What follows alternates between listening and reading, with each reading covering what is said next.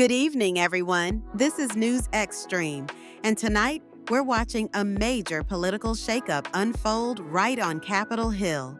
Just hours ago, a powerful faction of Republican lawmakers dealt a stunning blow to their own party's signature tax bill, despite direct pressure from former President Trump himself. That's right, in a crucial House Budget Committee vote, the bill failed to advance, throwing its future into serious doubt. Here's what happened. The committee vote came down 21 to 16. Now, Republicans could only afford to lose 2 votes, but 5 of their own broke ranks. Representatives Chip Roy, Ralph Norman, Andrew Clyde, Josh Brecheen, and Lloyd Smucker all voted no, siding with Democrats to block the bill. And what's more, Smucker actually changed his vote from yes to no once it became clear the legislation wouldn't pass. That tells you how deep the divisions are. Representative Chip Roy put it plainly, and I quote, "We are writing checks we cannot cash, and our children are going to pay the price." Ralph Norman called the bill a hard no in its current form and said he's very disappointed. And here's why this matters. The proposed tax plan would add a jaw-dropping $3.72 trillion to the national debt over the next decade. That's on top of the already massive $36.2 trillion we owe today. So the stakes are sky high, and Republicans are far from unified.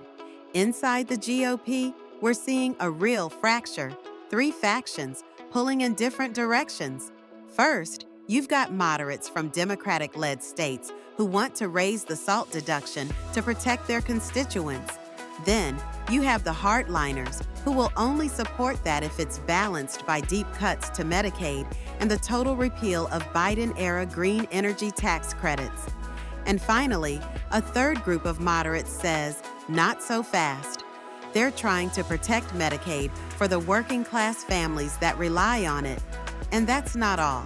The bill would also impose work requirements on Medicaid starting in 2029, but the hardliners want that sooner. In fact, they want to slash federal funding for Medicaid altogether, especially the part expanded under the Affordable Care Act, something moderates are not willing to back down on. What does all this mean? For House Speaker Mike Johnson, it's a political mess.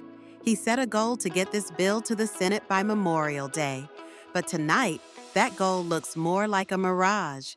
This vote wasn't just a defeat, it was a warning shot from within his own party. More broadly, this moment reveals a Republican Party struggling to reconcile its fiscal ideals with political realities. And caught in the middle, millions of Americans could be impacted by what happens next, from tax changes to health care coverage. We'll keep watching. While this bill may be paused, the debate is far from over. This is NewsXstream. Thank you for joining us tonight.